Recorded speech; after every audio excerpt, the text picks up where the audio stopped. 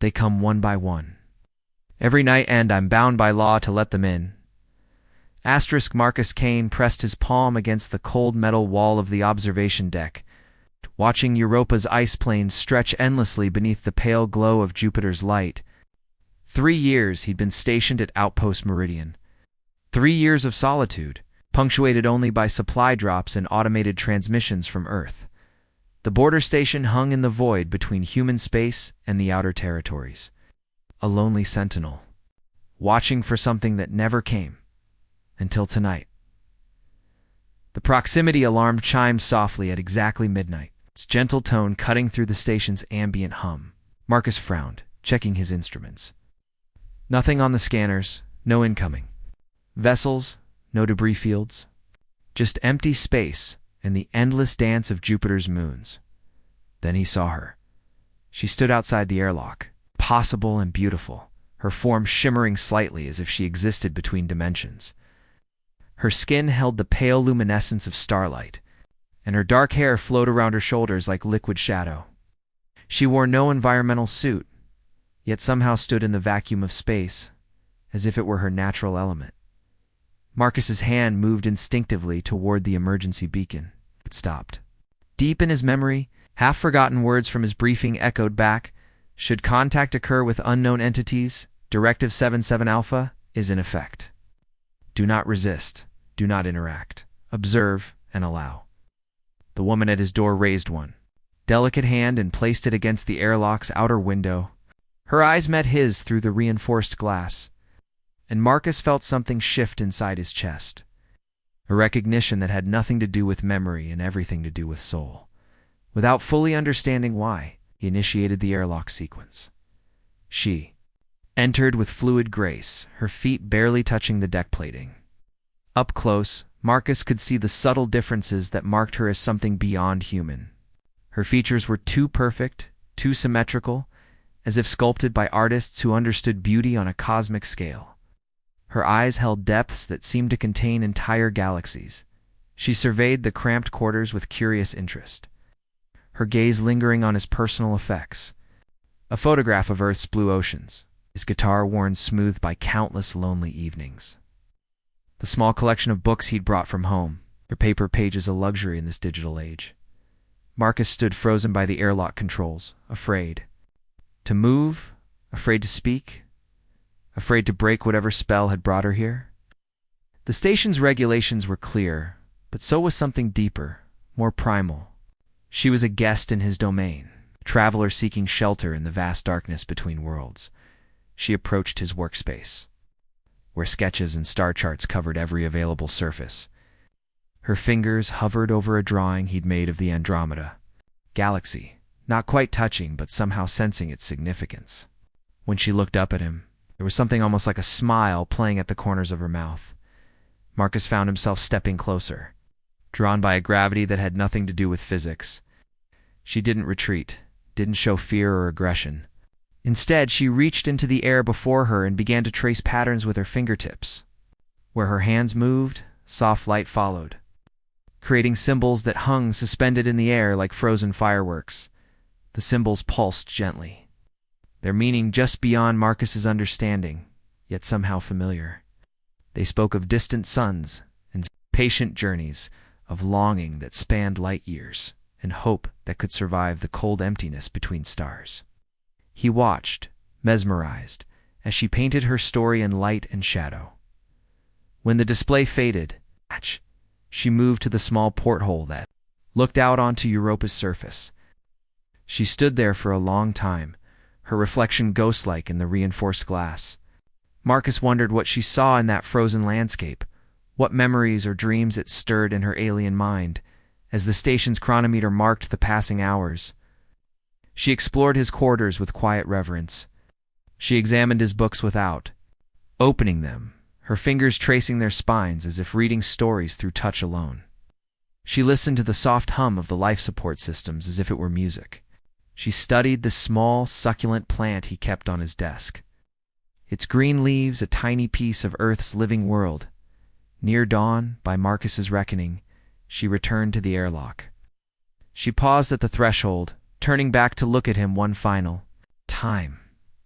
Her eyes held a question he couldn't answer, a promise he couldn't understand.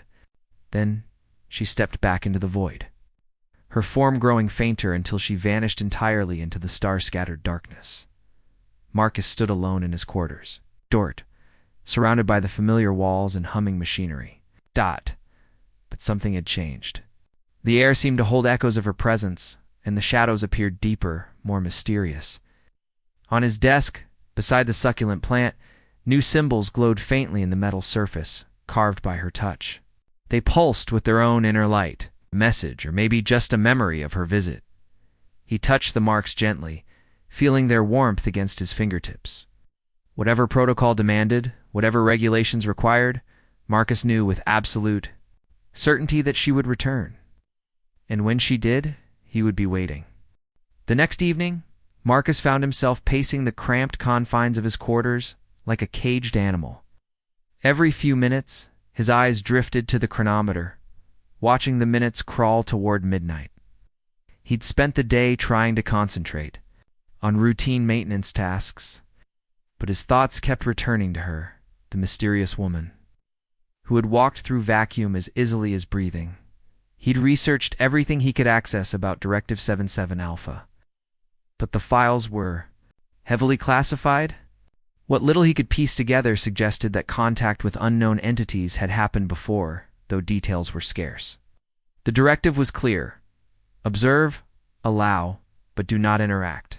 Yet the memory of her eyes looking into his made following that order feel like betrayal. At 11:47, Marcus made a decision that would change everything. He placed a small object on the table near the airlock, a music player loaded with some of his favorite pieces from Earth, Batch's Air on the G-string, Debussy's Clair de Lune, a few folk songs his grandmother had sung to him as a child. If she returned, if she was as curious about his world as he was about hers, perhaps music could speak where words could not. Midnight came with the same soft chime of the proximity alarm. This time Marcus was ready. He watched through the porthole. As she materialized from the darkness, her luminescent form more beautiful than memory had preserved. She approached the airlock with the same fluid grace, but tonight something was different. She seemed more solid, more present, as if their previous encounter had somehow anchored her to this reality. When she entered, her gaze immediately found the music player. She approached it with cautious curiosity, her head tilted in a gesture so endearingly human that Marcus felt his heart skip. He reached past her, close enough to catch a scent, like ozone in distant flowers, and activated the device. The first notes of Batch filled the small space, mathematics made manifest in melody. She went perfectly still, her eyes closing as the music washed over her. Marcus watched her face transform, saw wonder and recognition and something deeper, a connection to the universal language that transcended species and star systems. When the piece ended, she opened her eyes and looked directly at him. For the first time she spoke, her voice like wind chimes in a gentle breeze. Music, she said, the word perfectly pronounced, despite being from an alien throat. Music is ... the same. Marcus felt his breath catch. She had broken the protocol. Herself, choosing communication over silent observation. Yes, he whispered, his voice rough from disuse. Music is universal. She smiled then, an expression of pure joy that lit up her features like sunrise on Europa's ice fields. She gestured to the player, and Marcus selected another piece. Debussy, this time its flowing notes like water over stone. As the music played, she began to move, her body swaying in patterns that were part dance, part flight. Part prayer. Marcus found himself moving with her, drawn into the rhythm of her alien grace. They didn't touch, but they moved in harmony. Two souls finding connection across the vast gulf between worlds. When the music faded, they stood facing each other, both breathing heavily despite the gentle nature of their dance. She approached his desk, where yesterday's symbols still glowed, faintly in the metal surface. With one finger she traced new patterns beside them, these ones different, more complex, more personal. Marcus watched as she created what looked like a star map, but not of any constellation he recognized. At the center she drew two small figures, one clearly human, the other unmistakably herself. Understanding flooded through him. She was showing him her home, her journey, her purpose in being here. The symbols told a story of vast distances traveled, of a mission that had brought her across the galaxy. To this lonely outpost at the edge of human space, Marcus moved to his own workstation and pulled up the star charts he'd been mapping. He showed her the human colonies, the trade routes, the edge of explored space where his station maintained its vigil. She studied the displays with intense interest, occasionally pointing to systems that seemed familiar to her. As the hours passed, they developed their own form of communication. She would create light patterns in the air, and he would respond with gestures or sketches. When she touched his drawings of Earth, her eyes filled with something that might have been longing. When he showed her photographs of forests and oceans, she created light images of crystalline cities that hung like jewels in alien skies. The breakthrough came when she approached his collection of personal items. She picked up a small wooden carving his sister had made for him, a simple bird in flight. She held it carefully, as if it were made of the most precious material, then created a light sculpture of the same bird, but transformed. In her version, the bird soared through star fields, its wings trailing cosmic dust. Its song becoming the music of the spheres, Marcus understood. She saw beauty in his simple, human things, but she also saw their potential for transcendence. Just as she had found the universal in his music, she found the cosmic in his humble possessions. When dawn approached, and she prepared to leave, Marcus made another choice that violated every regulation he'd sworn to uphold. He gave her the wooden bird, pressing it gently into her luminous hands. Her fingers closed around it with reverence, and she held it to her chest as if it were a piece of his heart, which Marcus realized it was Dot at the airlock. She turned back once more. This time she spoke his name, though he had never told it. To her, Marcus, she said, the syllables flowing like music from her lips, until the stars wheel again.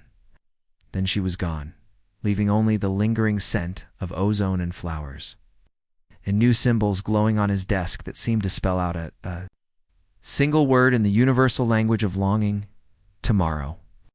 By the third night, Marcus had abandoned all pretense of following protocol. He spent the day preparing for her visit like a man preparing for a first date, cleaning his quarters, selecting music, even attempting to cook something more elaborate than the standard ration packs. The wooden bird was gone, but in its place on his desk sat something far more precious, a small crystal that pulsed with inner light. Her gift in return, the crystal seemed to respond to his emotions, glowing brighter. When he was happy, dimming when doubt crept in, he'd taken to carrying it with him during his daily routines, a tangible reminder that their connection was real. It's not some hallucination born of isolation and loneliness.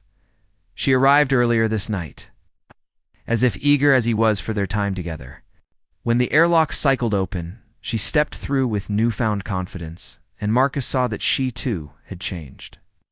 Her luminescence was warmer, more golden than silver, and her movements had adapted to the station's artificial gravity with practiced ease. "Zara," she said, placing her hand over her heart in a gesture he was beginning to recognize. "My name is Zara, Zara," Marcus repeated, loving the way the syllables felt on his tongue. "It's beautiful." She moved closer to him than she ever had before, close enough that he could see the intricate patterns that flowed beneath her translucent skin, like living constellations. "Your music," she said, her English improving with each word. "It speaks to something inside me that I thought was, how do you say, lost?" Marcus felt his heart clench at the sadness in her voice. Ow! "Lost how?" Zara gestured to the porthole, where Jupiter's great eyes stared down at them. "My people, we travel between the stars for so long that we forget what it means to feel, to connect, become like your machines, efficient, purposeful, but empty." She looked back at him, her eyes bright with unshed tears. "But your music, your kindness, it awakened something I thought was gone forever." Without thinking, Marcus reached out and touched her face, gently brushing away a tear that shimmered like liquid starlight. Her skin was warm and impossibly soft, and at his touch she closed her eyes and leaned into his palm. "You're not empty," he whispered. "I can see your soul, Zara. It's beautiful." When she opened her eyes, they were filled with wonder and something deeper, a recognition that mirrored his own. "In my language," she said softly, "there's a word, Kithora. It means the moment when two souls recognize each other across." "Any distance? Any difference?" Kethra Marcus repeated, his hand still cupping her face. "Kethra," she agreed, then did something that stopped his heart entirely.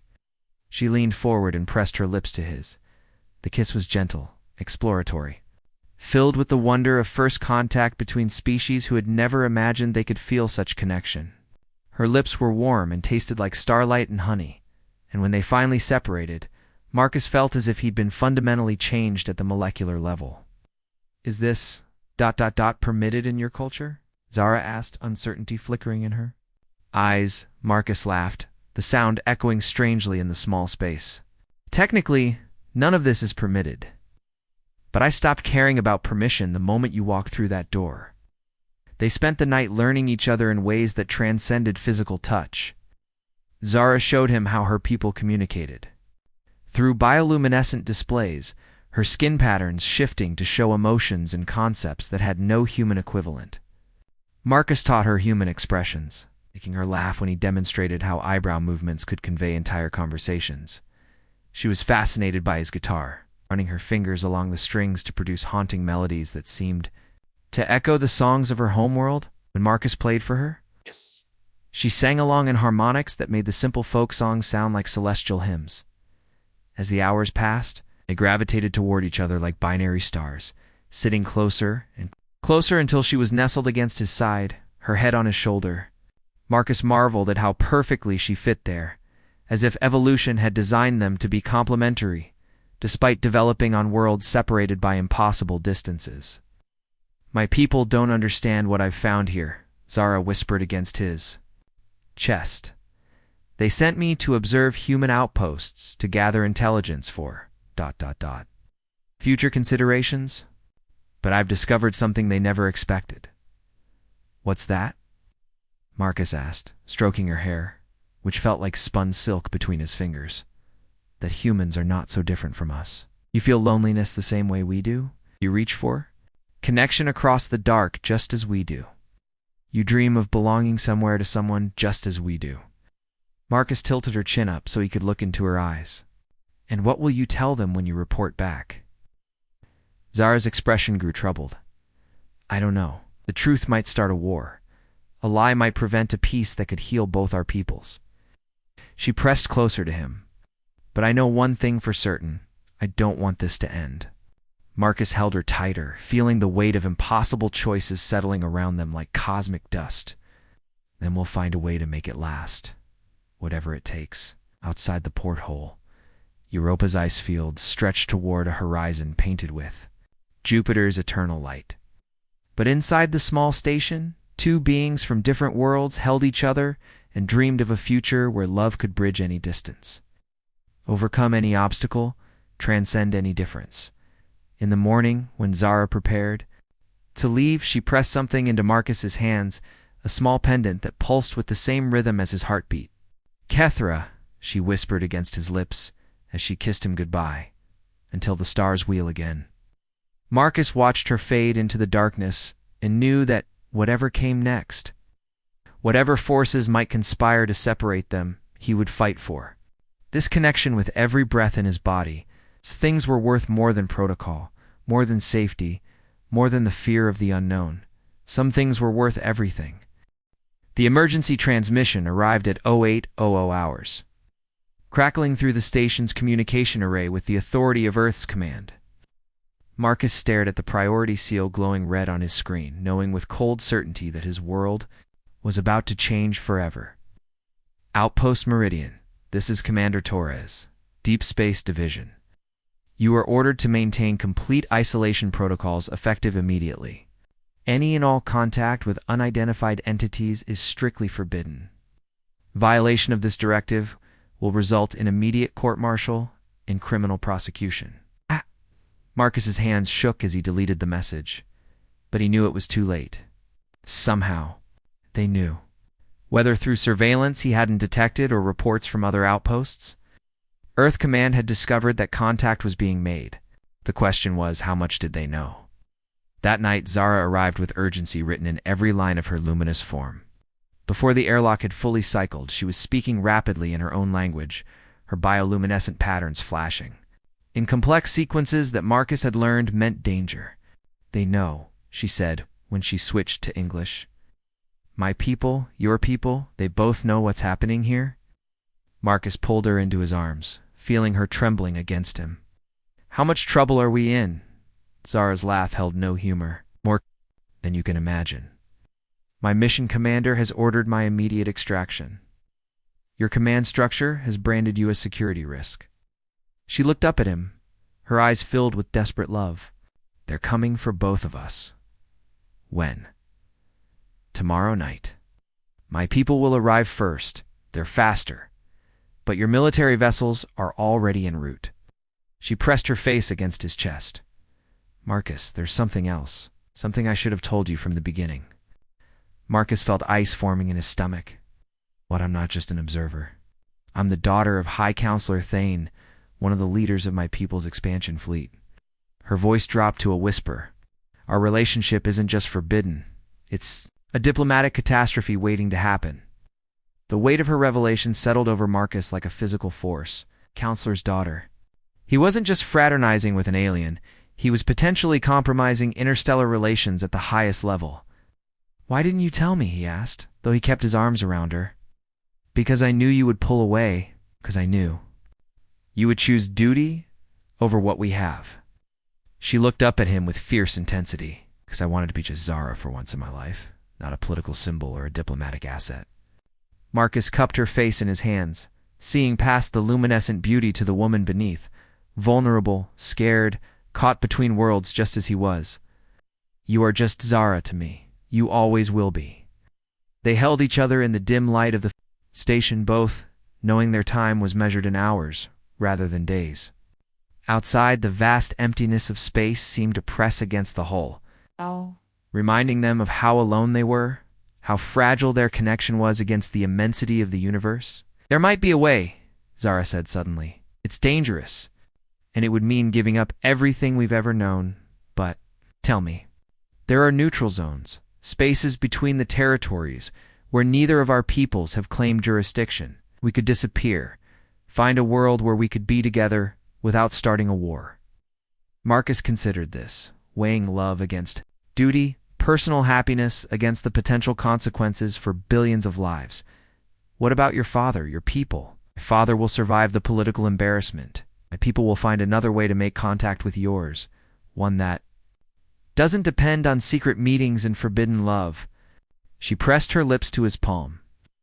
"But I will not survive losing you. Not now that I know what Kethra truly means." Before Marcus could respond, alarms began blaring throughout the station. Red emergency lights bathed the cramped quarters in bloody illumination as proximity sensors screamed warnings of incoming vessels. Their early Zara breathed, her skin patterns shifting to deep purple. What he'd learned was her people's expression of fear. Marcus ran to the sensor array, his heart sinking as he read the displays. 3 ships approaching from different vectors to sleek vessels with energy signatures unlike anything in human databases. And one familiar silhouette that made his blood run cold. "Earth Command Destroyer Retribution," he read aloud. Not taking any chances, Zara joined him at the sensors, her hand finding his. "The larger of my people's ships, that's my father's flagship. He's come personally." Through the porthole, they could see the distant gleam of approaching lights, growing brighter by the minute. Soon, representatives of 2 civilizations would converge on this tiny outpost, and the love that had bloomed between Marcus and Zara would be measured against the weight of interstellar politics. "We still have time," Marcus said, turning to face her. "We could take one of the escape pods, disappear into the asteroid fields before they arrive." Zara's eyes searched his face. "You would do that? Give up your career, your homeworld, your entire species for me?" Marcus kissed her then, pouring all his love and determination into the contact. When they separated, his answer was simple and absolute. in a heartbeat. But even as they began hastily gathering supplies for their escape, both knew that running would solve nothing. Their love had already set forces in motion that neither could control. The question now was whether that love could survive what was coming, and whether two people from different worlds could find a way to bridge not just the space between them, but the fear and prejudice of entire civilizations. As the approaching ships grew brighter in the darkness, Marcus and Zara held each other and prepared to face whatever judgment awaited them. Knowing that some connections are strong enough to defy gravity, transcend distance, and challenge the very foundations of what both species thought they knew about love, loyalty, and the infinite possibilities hidden in the space between the stars. The first ship to dock was sleek and crystalline, its hull reflecting the distant light of Jupiter in patterns that seemed almost organic. Marcus watched through the porthole as figures emerged from its airlock, tall, luminescent beings who moved with the same fluid grace as Zara, but whose bearing spoke of authority and barely contained power. "My father," Zara whispered, her hand tightening in his. "High Counselor Thane." The being who approached the station's airlock was clearly related to Zara, sharing her luminescent skin and graceful movements, but where she radiated warmth and curiosity, he projected cold authority. His patterns shifted to deep blues, and purple's colors Marcus had learned signified displeasure and disappointment. The second ship to arrive was human, angular and utilitarian compared to the elegant alien vessel. Marcus recognized Commander Torres from her service record, a career military officer with a reputation for strict adherence to protocol. She emerged from her ship in full combat gear, flanked by armed Marines. Marcus and Zara stood together in the center of the station as both delegations entered simultaneously. The small space suddenly crowded with the weight of two civilizations' expectations. The tension was immediate and palpable. Two species meeting officially for the first time under the worst possible circumstances.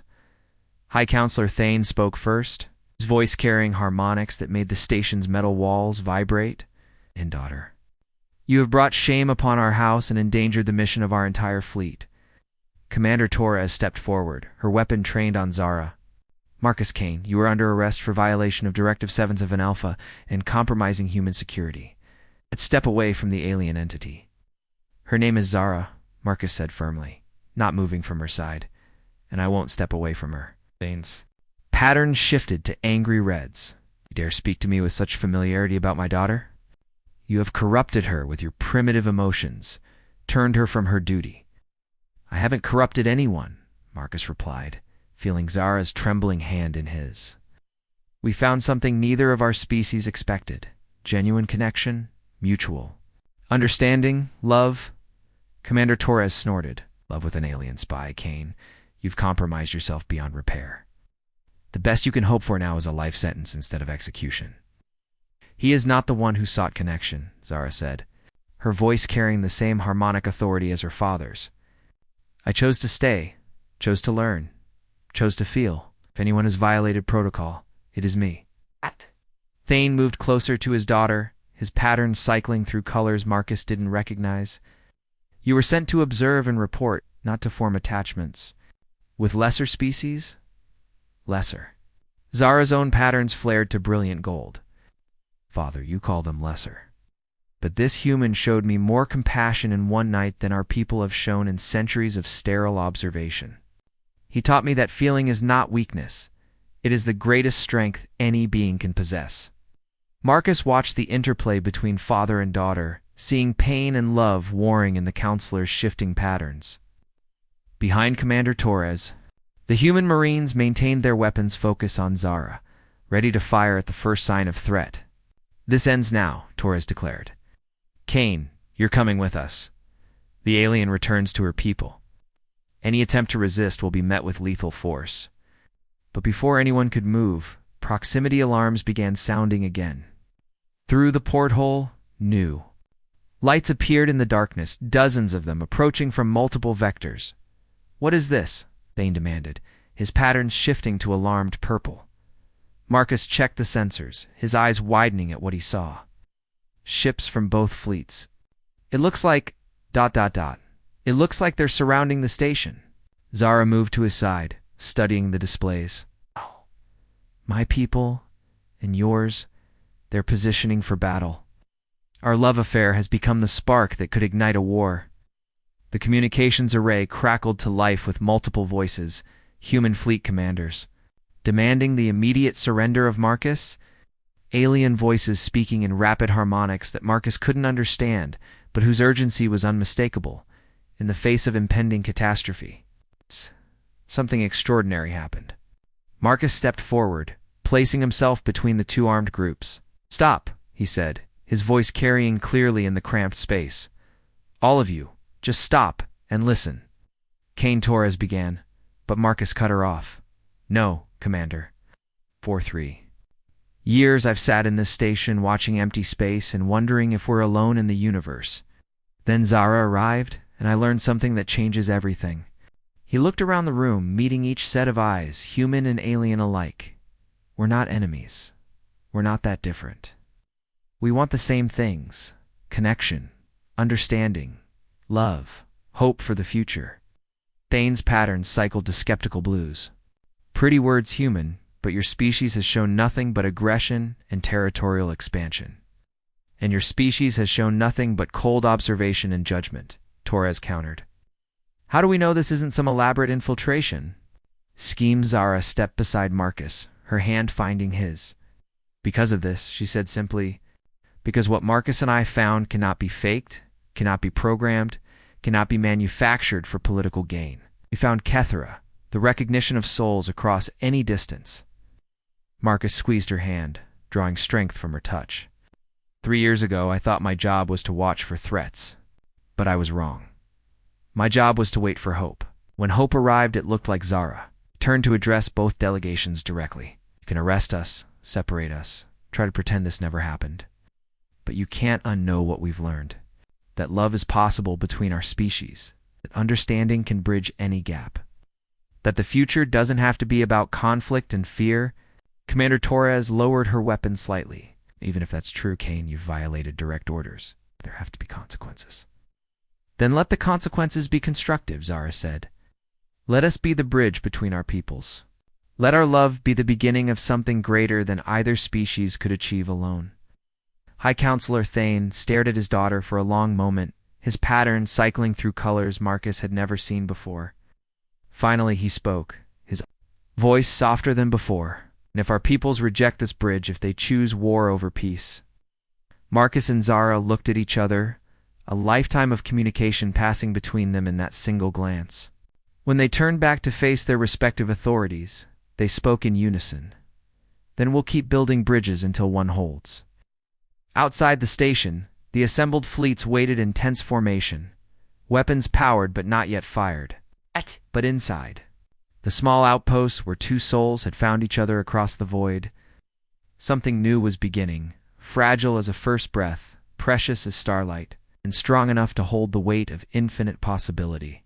The choice between love and duty, between connection and protocol, between hope and fear, had been made. Now it remained to be seen whether two civilizations could be brave enough to follow, where two hearts had led. As Jupiter's great eye watched over them all, Marcus, Cain, and Zara stood together at the center of a transformation that neither species had expected but both desperately needed. The stars wheeled overhead, ancient and patient, as if they had been waiting eons for this moment when the universe would discover that the greatest force in creation was not gravity or energy or time, it was love.